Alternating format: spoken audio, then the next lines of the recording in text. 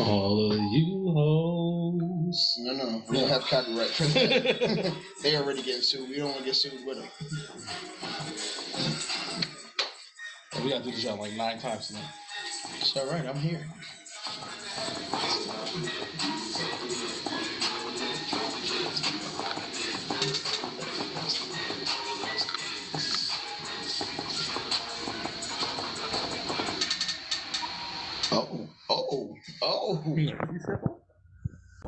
That beatbox. What's going on, y'all? Episode 65. I know that sounds like a 55, but it's a 65. What's going on? It is Wednesday? Tuesday? No, it's Wednesday. I'm trying to think who was 65. Wednesday, November 9th. Your boys, Heavyweight Bros, back in the building. As usual, I'm your host, the 5XL Assassin, the Diabolical Diabetic, your boy, the Big Nasty, and to my right is the High Yellow Headman, the Freaking Deacon, Coach Buck, my man, Uncle Raisin. What's going on, man? How you doing? Terrible. Jeez, what's that? I'm just kidding.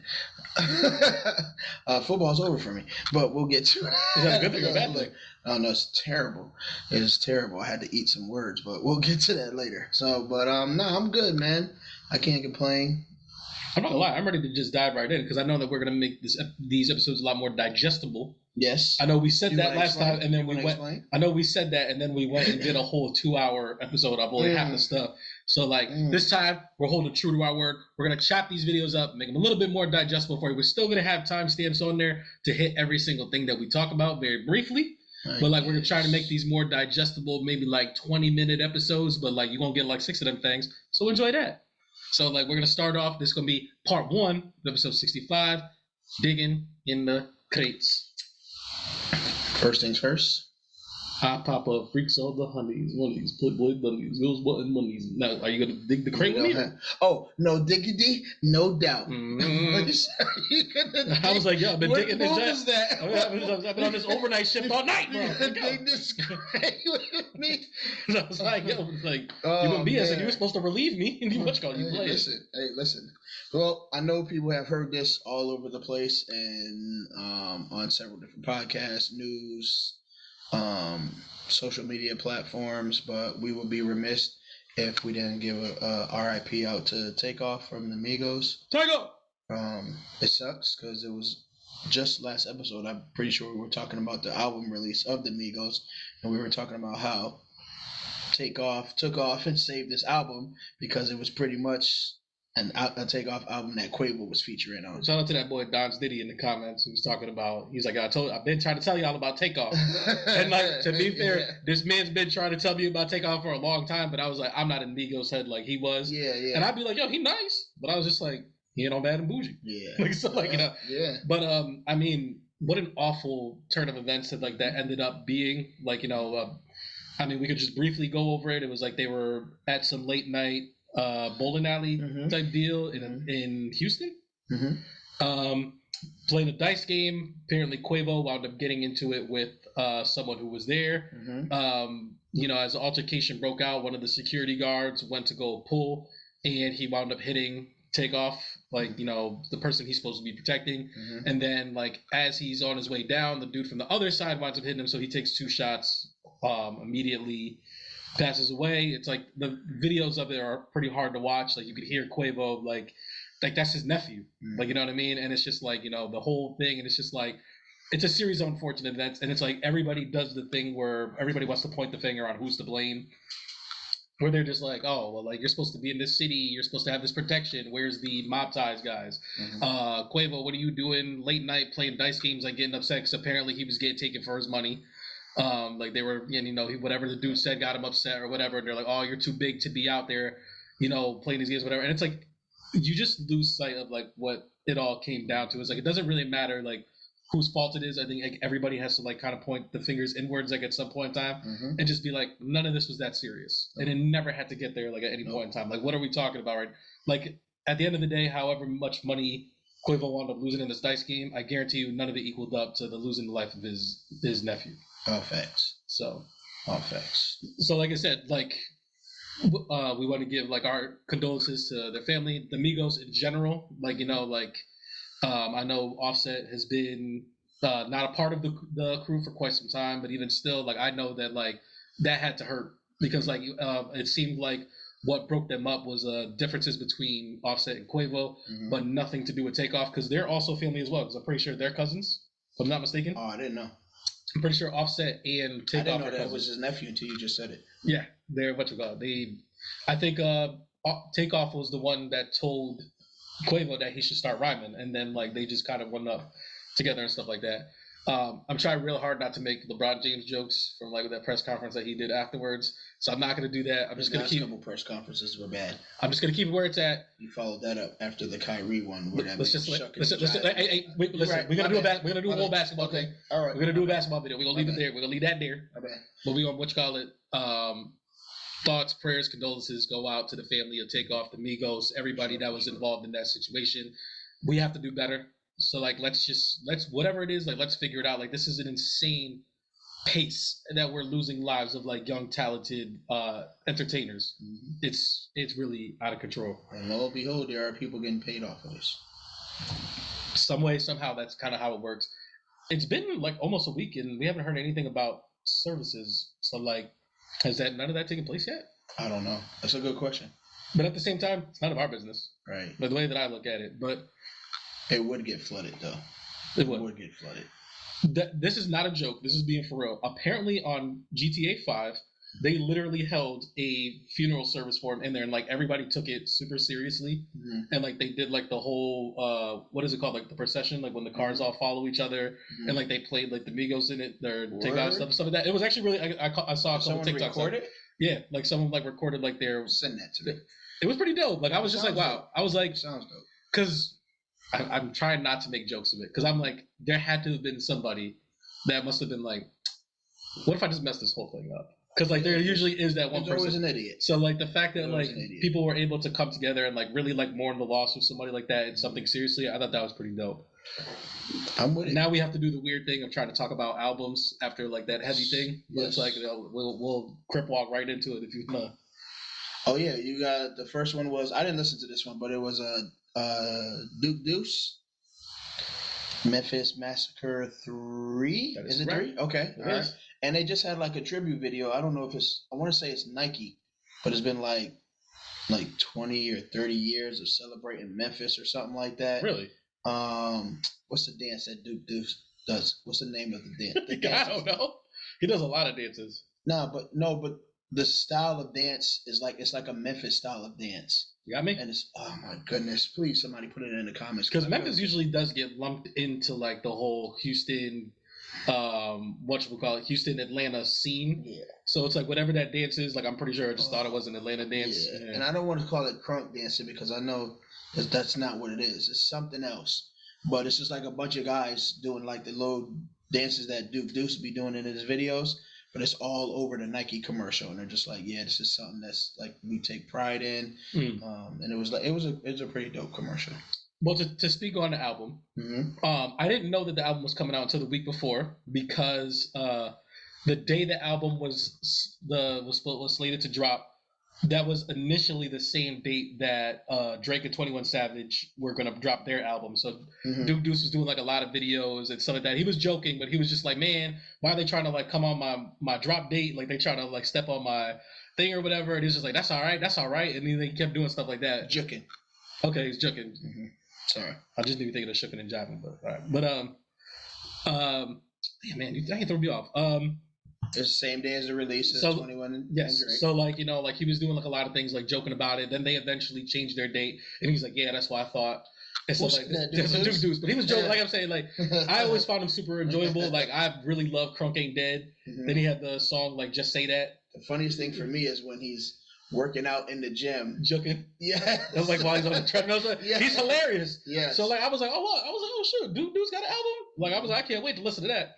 I didn't need to listen to that because like it was not a good album. No. It was not. It was very very skippable. I think I did 2 run-throughs, and I tried. Tracks? It was very short. It was maybe like 12 tracks. But it was just like 2 or 3 minutes a piece. No, they were like 3-4 minutes a piece. featured a lot of Memphis rappers, a lot of Memphis female rappers too. Like I kept thinking that Glorilla was gonna come up because I know that they've been pretty close and they've been working together. She was on that song "Just Say That." Okay. And she wasn't on the album. And not only that, the song "Just Say That" wasn't on this album. So like, that's the one song like I was like, well, at least it has this song on it. Mm-hmm. It didn't have this song on it. So like, it's just it was a lot of really tough to get through songs where I was just like, oof. I was like, wasn't really here for it. I asked myself, I was like, do you want to go through this a third time to make sure? And I was like, I think I got it. And I think it's pretty skippable. Like I don't even have like a glowing track where it's like there's this one though, or like anything. Like some of the guest verses were pretty okay, but like none of them were standoutish. No T Grizzly. No T Grizzly. So yeah, Memphis Massacre. I think you can skip it. Let's stop wasting time. Oh my God. Let's move on to the next album. Couldn't wait for this. This album's for all you hoes, all of you hoes. You know Drake and 21 dropped the track. They dropped the collab album, Her Loss. An hour long, 16 tracks. What's going on? Her Loss, 21, Drake. What did you think about it after you heard it? How many times did you go through it? I've been through it 4 times, I believe now. Okay. I'm in between. In between what? All right, so we still haven't decided on the scale for this, right? I mean, we had. If I'm going like, we'll say 1 out of 10. No, it's 1 out of 5, bro. Like, why go 10? I don't know. It just makes it easier. How does it make it easier? Because 5, I feel like there's a lot of in betweenish when you get around that 2. So all right. Well, so use 10 then. All right, so I'm going 7.5. 7.5. So that's a 3.5. So yeah, that's all you have to do is divide it by 2. All right, so give it a 3.5 then, if that makes you feel better. Okay, it does. Right. It makes you feel a lot better. There are some songs where I'm just like, I'm tired of hearing Drake singing. Why don't you just like Drake? Like music. It has nothing to do with not liking Drake. Do you like Drake? On some songs, I like Drake. Do you like Drake? I'm not understanding the question. It's a very easy question. I like him or I don't like him. Is there a specific type of Drake that you like? Is that what it is? Yes. What's your type of Drake? What's your Drake? The one who doesn't sing. So you like rapping Drake? Yes. So there's a lot of rapping Drake on this album. And that's what I was going to get to. Okay. All right. So aside from the singing Drake songs, which I could overlook, the ones that were bangers I did enjoy. Okay. Like any songs specifically that come out? Well, my favorite one I think is Middle of the Ocean.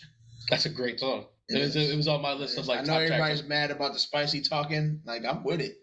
Like I don't understand like what this whole thing is where people are just like, oh, like who does Drake think he is talking about these people? He's like, he's fucking Drake. That's why I get to like he talk about whatever it is, and like, all it is just smack talking. Yes.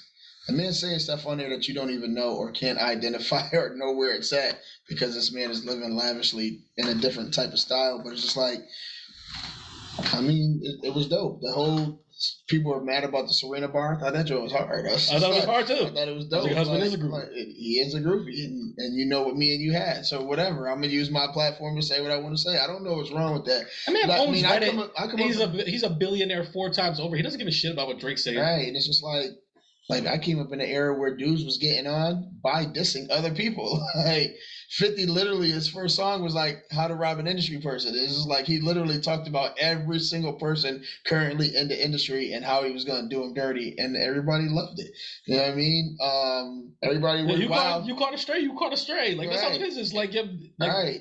Like everybody got hyped when Kendrick was like on the Control verse. Yes, on the Control verse, and he named everybody because everybody was like, "Oh, Drake don't talk about he's talking about all these women." It's like he talks about quite a number of men, like all this stuff too. Let's not forget that this man had us dancing to "Is That a World Tour or Your Girls Tour" for like a whole summer or something like that. He will come for men too. He just talks smack about everybody. That's what he is. He's a sassy light skinned man. Like what's up? Sassy and coming for men are some of the questions on this record as well.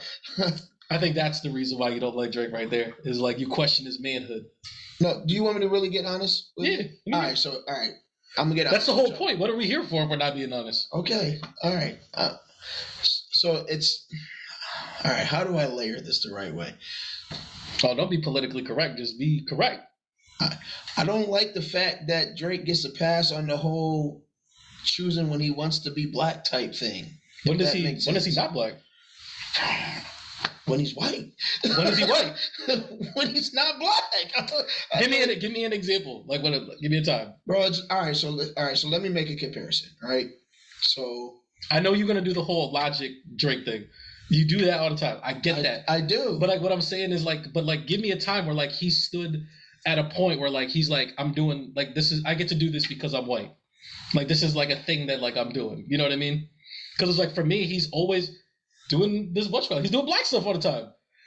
He can't be a culture vulture when he is the culture too. Like he's the leading person of the culture. Besides that though, I don't get everyone it. like I don't get it. I don't. He literally just dropped an album and it's like the #1 thing in the world. He is like he's the wave. Like when he says things are cool, they become cool. Like all the watches, the producers, like anybody that he names, like they blow up because of him. Like he has that touch. Like that's what happens when you're not a tastemaker. What's it called? Like a game changer, I guess. Where it's just like a tastemaker. What? What's that face? I'm just trying to figure out what you're trying to get to. I feel like you're trying to say something dope, but it's just not. It's not really that it's something dope. It's just like it is what it is. Where it's just like he touches stuff, and like whatever the thing that he touched becomes like the new hot thing. So like when you're the person that's able to do that, like how are you a culture vulture when you are the culture? You're determining that. People have literal hearts in the sides of their heads because like he just decided to do that one day. I mean, people are always going to ride waves. I mean, he's the wave. That's what I'm saying. I'm not the type of person. You know what I mean? I've always been on the fence about it. He does make good music. It's just like, I've always been on the fence about it. And I think that's where I have some reservations. I'm not taking away from his artistic talent and everything like that. I just want to know where it really comes from. Like, is it just because like you're such a Logic fan that you're just like it's not fair that Logic is a Logic fan? That's what I'm saying. I couldn't name you 3 songs from Logic. But that's what I mean is like that. This whole stance is like I don't understand like what the foundation of it is because like he's like yes he has like the white mom who raised him, but and stuff like that. But like he's never like hidden the fact that like his mom was white and like he never like does stuff where. Like he's like he gets to do certain things or like he's in certain rooms because he's half white. Like if anything, like he always presents himself like he's a black man, like because that's what he is because he's biracial. But it's like he's a black man and like he's always presented himself as such. He's never tried to like flip flop that. Okay, that's what I'm saying. And then it's like I'm just gonna say okay. Correct me if I'm wrong. If he has, I'm like that's what I'm saying is like where's the thing that he has done. If anything, like he gets clowned for being light skinned because he's soft and he's not afraid to be soft. Is that what's the problem? What's wrong with being soft? He don't care. Like he's a whole light skinned meme and he does not care. Cause guess what? He's what you call 21. Can you do something for me? I'll wait till that bank, bro. He does not care.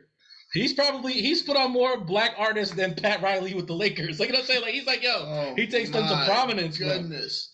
Bro. Okay. I was just saying, like, yo, come on, man. Yo. All right, you caping for your boy. I get it. All right. Put your superhero. I didn't even start talking about this album. I absolutely love this album. I think like out of 10. First of all, I do my things out of 5. I think it's a 4.5 out of 5. I think it's already entered my discussion for top 5 albums of the year. I don't want to tell you where it's at. I do my things out of 5. I do my things out of 5 because like I like to be a lot more precise with my joints. One of his bars. Take the 20, bust it down to a 10. Take a 10, bust it down to a 5. Because he's a game changer. He determines what's hot. I think, first of all, Rich Flex, no BS. I like Rich Flex. No BS on that bullshit.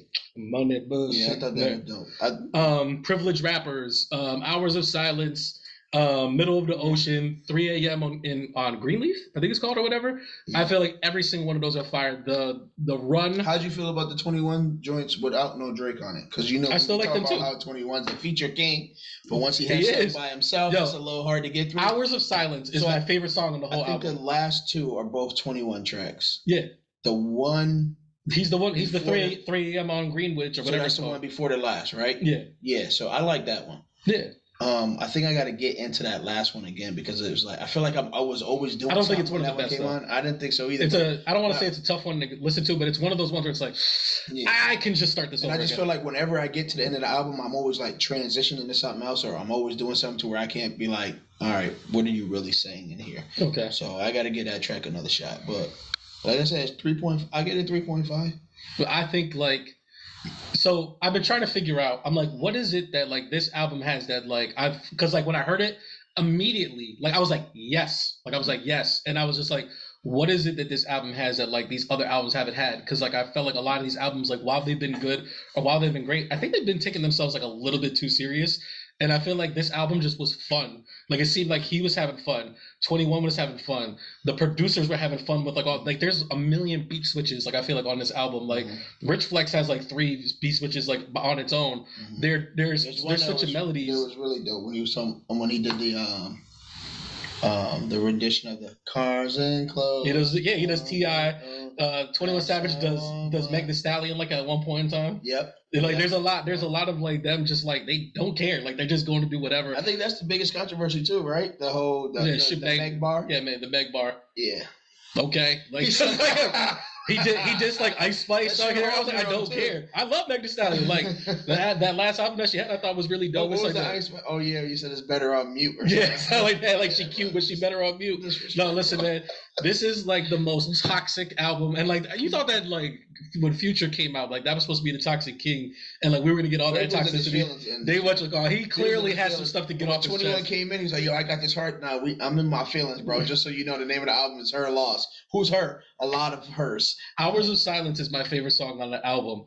He got 21 Savage to sing the hook on the song instead of him, and I was just like, this is the best part on here. I'm telling you that. Turn my bitch up, turn my bitch up. Like I was like, I love that song. Like that, I'm just like, this album was so fun. I thought like the beats were there, the lyrics were there. I feel like I could watch like they got all these documentaries coming out about all this other stuff. I wish that there was a documentary, and the documentaries were 40 finding samples and doing beats like on every Drake album, because I feel like the beat selection was just excellent on here, like all the way through. Between like the slower tracks and like the hype tracks, like the whole time, just like damn, they got me going, bro. Got me going. You know when people talk about like, I know you've seen the memes before. It's like, yo, like stop it, you're scaring the hoes. Yes. This is not that album. This is like, yo, you put this on for the hoes because they gonna be singing this too. Like, you know what I'm saying? It's like, yo, like this is for everybody. This is for parties. Like, and like that's what I mean. Is like, you know, I've been saying like this has been a mid off, and like I feel like, you know, because. You know, I know you heard the Kendrick diss on there too. Yep. There was a Kendrick diss on there. Yep. And it's like Kendrick's album, as great and as artistic as it was, have you gone back to it? Yes. How many times? What songs are you listening to on there? What's the joint? What's it called? I-91 or N91? Okay. Or not, I think it's like N95 or something like that. Yeah. Is it that like pew, big on me like pew? No, I don't think that's the pure one. That's Silent Hill. Yes. I think I'm thinking of. Yes, that's Silent Hill. But no, I won't say it's the entire album, but it's at least 3 songs that I have like in rotation. I feel like the replayability of this album is very high, and it's like I've had a problem where it's just like, all right, like I'm gonna take a break and I'm gonna put something else on. I listen to like 3 songs and like, let me just put riff. I'll start from the jump. I was like, I just keep going. I bare minimum listened to this album like 20 times already. Yeah, so I judge it based on like how many times I want to rewind a bar to be like, yeah, I need to hear that again. Or I'll return to play a song and be like, yeah, I want to hear that song again. There's so many times where like I don't even listen to what they're saying. Like the vibe and everything is just so up there. Stop it. That is, I'm being for real. Where it's just like, yes, like I know, and it's just like, and it's like 21 is hilarious on this album, and like we talked about before, they made a video for No BS, because I know they performed it on Saturday Night Live. It's kind of weird because like. It's like this whole gold background. Is this the one with just the microphones there? Yes. Okay. Drake is super light skinned. He got the jacket that matches the background, and 21's got like it looks like a rendition of a Haley Hansen jacket, but it doesn't match anything. He's just like, yeah, dreads in my face, and Drake's like, yeah. I'm like, I couldn't do without the video. That sounds like the best thing, and I can't wait to watch it. Like, it sounds amazing. Like it's like sounds perfect. Like everything about this album, like even like the memes of people talking about like how saucy Drake is on here. It's just like I find them hilarious, but I'm just like, well, now I want to listen to that song. Hilarious. Like, do your thing, 21. Anytime when this man. Yeah. And it's only that song. But it's like it's only that song. It crushes it. I feel like they both crush it. Like I talked about before, where it's like, you know, when you listen to people's music that you don't really listen to them before, this made me want to listen to 21 Savage's albums, because as much as like I like him as a feature artist and I like some of his songs, I've never gone through a whole 21 Savage album and like gone through all the songs. But I was just like, yo, if he like, when I heard Hours in Silence, I was like, has 21 Savage ever done a song where he sings the hook like that? And I was just like, well, and then I had the thought, I was like, damn, I've never really listened to a 21 Savage album. And I was like, Nope. This kind of makes me want to. As much as like a lot with J. Cole was probably 21's best song. But did you? No, because I've been too busy listening to this shit. I've been listening to this album. As great as like a lot is 21 Savage's best song, and it's mostly carried by J. Cole.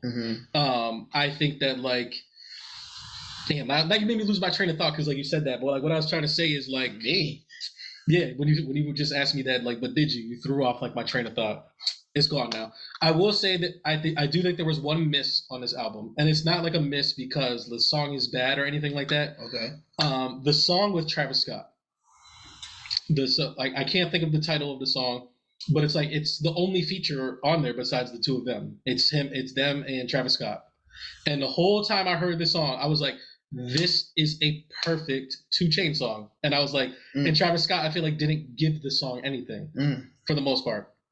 Like I was like, I don't know about you, but like I don't really listen to that track like that. Like it's kind of like this is skippable, but like there's a few skippables for me, so that might be the song. It could be one of them. It's the only feature, and the whole time I was just like, wow, like 2 Chainz would have killed this beat. That's all I can think. On a lot of stuff, so that's easy. I mean, yeah, but that's what I'm saying. Yeah. There were so many rumors about there being like a surprise J. Cole feature. And it was like that never showed up. So like I was waiting for that the whole time. This album's doing really well. I think it's on pace to sell 400,000 in its first week. So like I wouldn't be surprised if we got a deluxe version. And it's like if we do get a deluxe version, if we get a J. Cole feature, you already know, man. That's the feature god right there. J. Cole did have a recent feature on the Smino. Yeah, Smino's out. Was it 90 Degrees? Lot 98? Something like that. Something like that. Yeah. It was hard though. It was hard. Oh, was it? Bro, I was just like, I'm gonna burn a hole through this one. But I had to keep listening to this album. So it's just like I couldn't get back to that Smino yet. But it's like it's on there. Yeah. I'm gonna get there. Trust me, you will be hearing this on my end of the year album list for sure. All right, wrapping up Digging in the Crates. We got something to look forward to this Friday because Hit Boy and Nas are coming out with King Disease 3. I'm here for it, bro. I am definitely here for it, man. If this is what you're doing, I feel like this is like waiting for the new Creed movie to come out. Listen, like, King Disease 1, King Disease 2, and Magic like are still in very heavy rotation. Yes. And it's just like they have not missed, bro. So like I'm here for it. Bro, I was just listening to Brunch on Sunday. Yeah. I don't know if you saw, but Jay-Z recently posted his picture today of like him sitting there with like all his Grammys. And like I was just like, oh, like that's a pretty cool picture. And then someone commented, they were like, this man can never let Nas just drop. And I was like, he's so right. I was like, why did Jay-Z drop? The Grammys ain't around right now. Jay-Z don't got an album right now. Talk about me. Yeah, this is crazy, bro. Let that man rest, man. Petty. Just real quick before we go.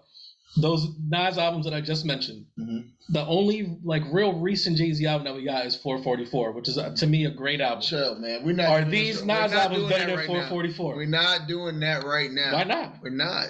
We sat here talking about Meg Thee Stallion's foot and Serena Williams' husband. We can't talk about actual rap right now. 1, 2, 3, 4, 5. I think it's better. So I'm gonna say that. I think all these I think old Nas has been better than old Jay-Z. I'll put that out there. How about that? I'm sorry I can't be part of this jury. Because I'm not a fence sitter like my boy Uncle Dumpling over here. Biases. All right, so I'm gonna leave that there. I guess we'll leave this here too. And so everybody stay tuned for part 2. We're gonna jump into Insomnia Hour. So that means next week we're gonna be hitting y'all with King Disease 3. Get ready for that. Episode 66. 21.